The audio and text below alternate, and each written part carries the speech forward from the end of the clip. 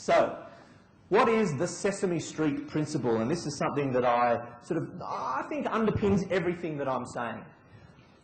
Most people probably in this room have seen Sesame Street, either because you grew up like I grew up watching Sesame Street, or your kids did, or you've heard about it or seen it. When I was growing up, Sesame Street was basically a show that was really fun and funny and entertaining, and it had really good songs, and it had puppets. That's cartoons and puppets. That's basically what Sesame Street is to a little kid. It's only when I was going to say matured, which has never really happened, but it's only when I grew older and had kids of my own and started watching Sesame Street that it sort of really became very clear to me that Sesame Street and a lot of kids' TV shows are about so much more.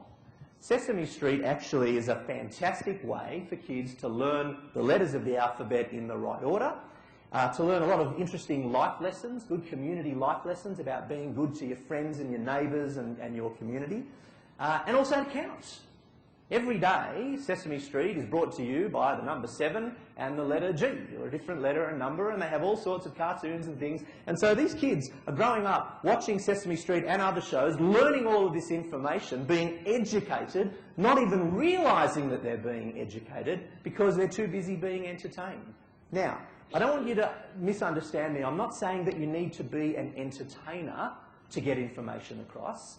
But if you are an exciting, interested, passionate presenter who has thought about what your audience is interested in actually finding out, have put yourself in the position of your audience, have done the research of your audience, so you know the sorts of people that you're presenting to, if you've done all of that homework and you've tried to work out ways to make your presentation more dynamic, then you can teach people a lot more than if you just get up and preach to them information. But again, we feel that, oh, well, I've got, 35 minutes, I've got to tell whoever it is that's gathered in front of me all this information. No time for any of that, let's just get straight down to it and start showing PowerPoint slides.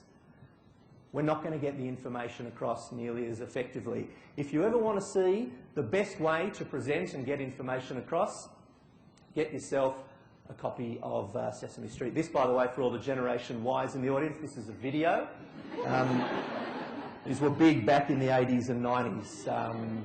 But get yourself a Sesame Street video or a DVD and you'll see the best types of presentations. But all I ask you is just keep that in the back of your mind when you're preparing your next presentation. How can I get the information across in as dynamic, entertaining and different way as possible so that the people don't even realise that I'm talking to them about stuff that potentially isn't going to be all that exciting on the face of it. Be a little bit different. The presenters at this Congress, in fact the presenters at any conference that generally get rated as the best presenters are not the ones who had the best content, although that certainly doesn't hurt.